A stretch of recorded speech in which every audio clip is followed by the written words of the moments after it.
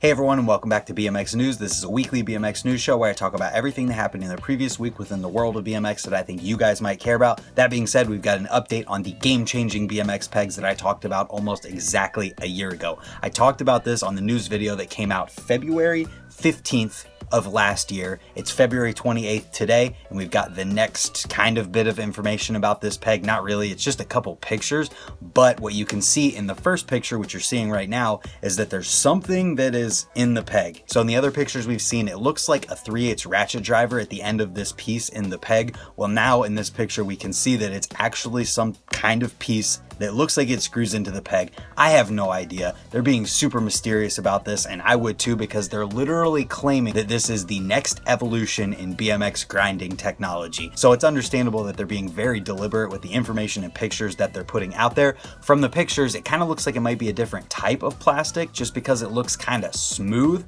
and a little bit different than the plastic that we've seen in other pegs and peg sleeves. What we've seen previously looks more like a matte finish than this, and I think that has something to do with the type of plastic that it's being made out of. And I feel like in a couple of these pictures that we've seen, you can almost like see through this plastic. And I can't recall anything that I've seen that's a translucent plastic peg, which leads me to believe that it's a different type of plastic, because the difference between a matte finish and the material that we've seen previously and a smooth, glossy looking finish that's translucent definitely appears to be something. But once again, let's reignite this conversation. Do we think it's a screw-on peg? Do we think it's some sort of screw-in insert? Do we think it's just a normal peg that rolls on bearings? Anything like that. I'm curious to hear what you guys think. I'm showing all of the pictures that we've ever seen about this peg on the screen, so if you guys have any thoughts, let me know in the comments down below. This was just in an Instagram post, and they literally didn't put any information about it in the post. It's just the pictures, and it literally just says the next true evolution in pegs. The Plasmatic Peg is being put through heavy team rider and manufacturer testing. This is the next step in peg tech. More info soon. So hopefully we get that information soon, and hopefully it actually lives up to this next generation in peg technology statement. And my final thoughts on this after these new pictures have come out is that maybe it is a different type of plastic, and maybe it goes on there just like any other peg, but because it's a different type of plastic, it needs a different type of support. And maybe it's just a solid plastic peg, but they need that piece in the end of it for strength. And what we're looking at is really just no different than any other peg out there, other than the fact that it's the material that it's made of. And I'm assuming that no matter what it is, they wouldn't be claiming what they have if it wasn't something completely different and completely game-changing in their eyes. And somehow I got all of that and jumped to all of those conclusions just from 2 new pictures being released. But after that, I want to talk about Rob Ridge's new video called Strong Arm Tactics. If you don't know who Rob Ridge is, you need to watch this video. You owe it to yourself to watch it, because Rob Ridge, I'm making the claim right now, saying it, is without a doubt the best technical lip trick rider that has ever lived. This guy does stuff just in this video alone, not to mention all of his past videos, that people only dream of doing, and he makes it look literally easy. Every single thing he does in this video, it doesn't look like he struggles whatsoever. It looks fluid and easy, and it's like he just went out riding and happened to do this. I really don't have much else to say about it, because Rob Ridge is literally on a league of his own when it comes to lip tricks and the riding that he does. And one thing that I will say before we move on is that if plans don't change, Monday at 1 p.m. Eastern Standard Time, I'm going to be doing one of my live streams with Rob Ridge, talking to him about BMX and anything else that comes to our minds.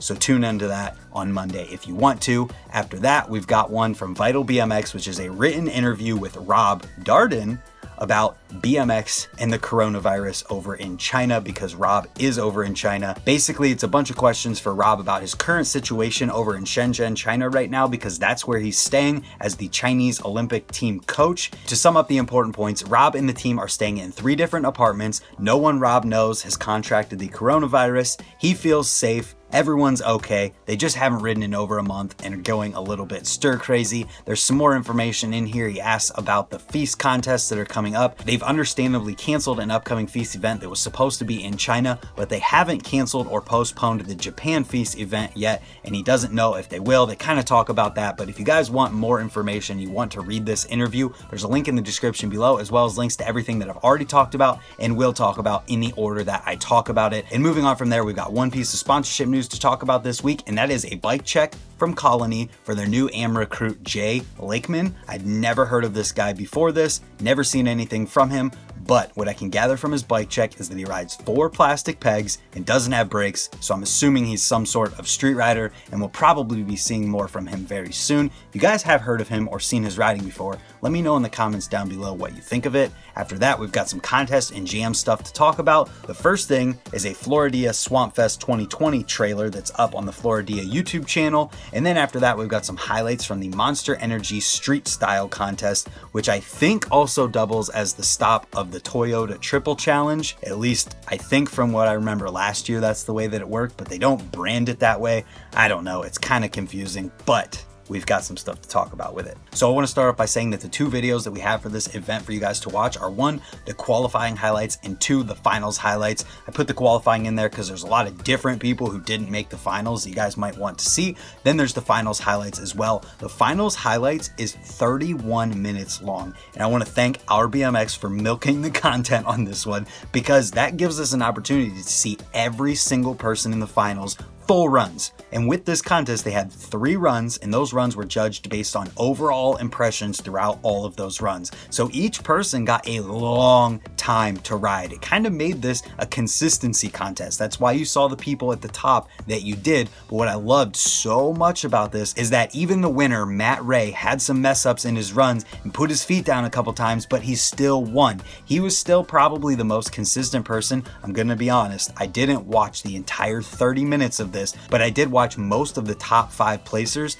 and it felt very fair, and everyone without a doubt had their opportunity to prove that they deserved the win, and I think that they got it right. And the concept of this contest, if you guys haven't heard of it or seen it or heard me talk about it last year, is that they literally just throw a whole bunch of ramps in a parking lot with shipping containers, quarter pipes, wedges. They had some flatbed trailers in there, wall rides, and just so much different stuff for everyone to use. So it makes it a contest where you can have people like Matt Ray get first, Larry Edgar get second, Eli Kravitz get third, Alex Broc get 5th. I can't remember the guy who got 4th, but I do remember that he was blasting huge T-bog airs over the channel gap and doing a lot of other park stuff, but at the same time he was doing stuff to flat. So in all honesty, and in my personal opinion, I think that this is 1000% the best contest for BMX, and there needs to be more of it, because it gives everyone the opportunity to be on the same playing field using the exact same course, but how they use it and how well they ride it is what earns them a spot on the podium. And in watching Matt Ray and Larry Edgar's riding, they're both mixing park and street elements in here, and I think that that can only be a good thing, because it forces all of the people who compete in this contest to ride everything. You can't really get from one side of the course to the other without turning around on the wall ride on one side or the quarter pipe channel gap setup on the other. So I know I've rambled on about this for a while now, and you're probably like, Jesus, get on with it here. But this is just a great thing for BMX, and if you guys watch this highlights video, you're gonna understand why. And if you're gonna be skipping over this one, understandably, because it's over 30 minutes long, at least watch the last like 10 minutes of it, or check our BMX's YouTube channel in a couple days for the inevitable podium finishers highlights video that's going to be coming from this contest. After that, we've got another finals highlights video from a contest that I'm not even going to try to pronounce the name of. This happened in Brazil, and these dirt jumps look absolutely massive. So if you guys want to check out a dirt jumping contest instead of the one I just talked about, that one's in the description below. And then last, we had a highlights video from the Ain't Dead Yet jam that went down at Four Seasons Skate Park this past weekend. This one was filmed by Midwest BMX legend himself, Dave Frymouth. So if you guys want to check that one out, there's some tech riding, there's some bull riding, Jamie Spreitzer's in there riding. Pretty awesome. And then we had something that I don't really have a category for, so I figured I would just toss it in right now, and that is Broc Raiford versus Mardi Gras from Redbull. And this is exactly what it sounds like. Broc Raiford versus Mardi Gras. He's riding on setups that are in the warehouse, I think, where they hold the Mardi Gras floats.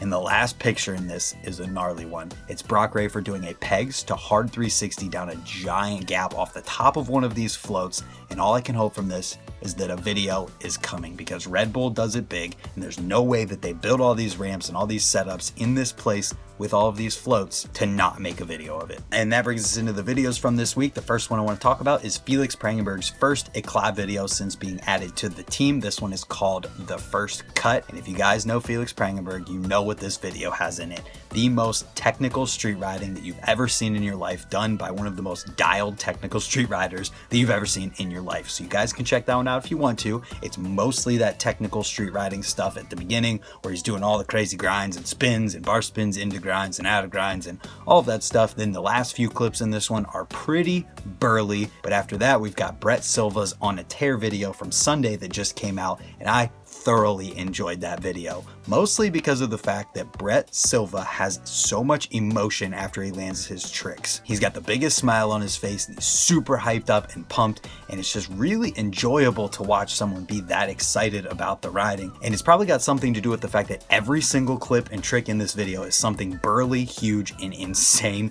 and I'd be smiling like that too if I rolled away from those, especially after some of the crashes that he had. And there was one in there that I did not think we were going to see the landed version of, because he gets up from it and he starts like trying to run away, but he's limping because he can't. And then there was another one, which was the first clip where he's trying this 540 and just completely eats it after his tire explodes. He comes back and pulls that for the first landed trick in the video, and just I think that's the best video of this week, especially just because of the fact that it all comes together with the hype and the excitement, showing his personality. The song went to it, and one thing I do want to add here is that I think we're finally out of the trap music phase of BMX. Every single video that I have to talk about this week doesn't have trap music in it, and I'm very excited with that realization. But after that, we've got two other videos that I did want to talk in depth about, but I thought were worth mentioning. Just kidding, we only have one other one. We've got Boyd Hilder's Aeterna something Terna section from Lux BMX. This came out before Boyd blew up in the BMX world, so take a look at that one if you want to. After that, we've got a couple product related things to talk about. The first one is a new colorway from Cinema called the Iceberg Blue colorway, and this is coming on, let me go through the list here real quick because there's a lot.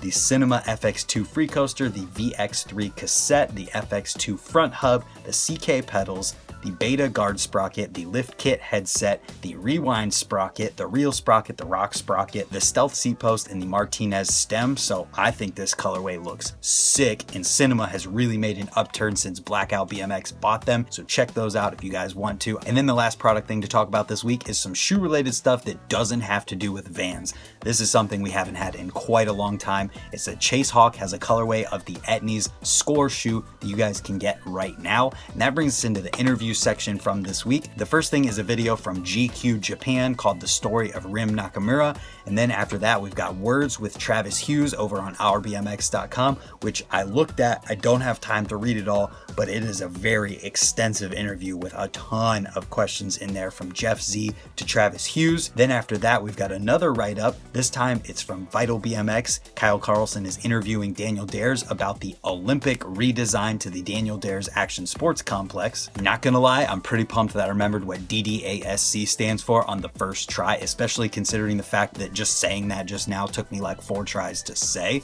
After that, we've got the Head Angle podcast, this time with Brandon Loupos. So there's a lot of interview stuff from this week, a few product related things, some videos, some sponsor news, and some contest and jam stuff. I'm really curious to hear what you guys think about this Plasmatic Peg that's coming out from Shadow at some point. We have no idea anything about this thing. Let me know your thoughts on that. And if you enjoyed this video and you're new here or you haven't yet, consider hitting the subscribe button down below so that hopefully we can see you tomorrow for another one. Thank you for watching, and goodbye.